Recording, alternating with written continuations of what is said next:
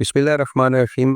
Ring road Rawalpindi जो है ये एक बहुत ही बड़ा मंसूबा था और न्यू इस्लामाबाद इंटरनेशनल एयरपोर्ट से शुरू होके ये रवात की तरफ जा रहा था और रवात जीटी रोड को टच कर रहा था। इसके ऊपर काफ़ी इंटरचेंज भी बनने थे और ये मंसूबा तो सच्ची बात है आज से 10-15 साल पहले बनना चाहिए, लेकिन ये ताखीर का शिकार होते होते अभी जो है वो आरडीए की तरफ से अनाउंसमेंट हुई है कि रिंग रोड के ऊपर 75% काम जो है मुकम्मल हो चुका है। जो 25% रह गया वो सिर्फ इंटरचेंजेस का और जो इसके ऊपर ब्रिज वगैरह बन रहे हैं या कोई अंडरपास बन रहा है उसका काम जो है वो शुरू है। तो वैसे तो गवर्नमेंट की तरफ से ये अनाउंसमेंट थी कि दिसंबर 2025 के अंदर हम इसको ऑपरेशनल करेंगे, लेकिन थोड़ा सा लेट हो गया। खैर कोई मसला नहीं, थोड़ा बहुत लेट होता रहता है। ये बन जाए, आप यकीन करें, ये बनने के बाद जो है ये इस पूरे एरिया का गेम चेंजर प्रोजेक्ट होगा और न्यू इस्लामाबाद इंटरनेशनल एयरपोर्ट से लेके जितनी भी हाउसिंग सोसाइटीज इस रिंग रोड के ऊपर आ रही हैं, सर फिरिस्त तो इस वक्त दो housing society, capital smart city और फैसल टाउन फेज 2 है और उसके साथ सिल्वर सिटी हाउसिंग सोसाइटी है, इनको फायदा होगा। और आगे जो है वो आपकी जो रोडन इनक्लेव है, रोडन इनक्लेव के बारे में कहते हैं, लेकिन रोडन इनक्लेव की कोई क्रेडिबिलिटी, उसके बारे में कुछ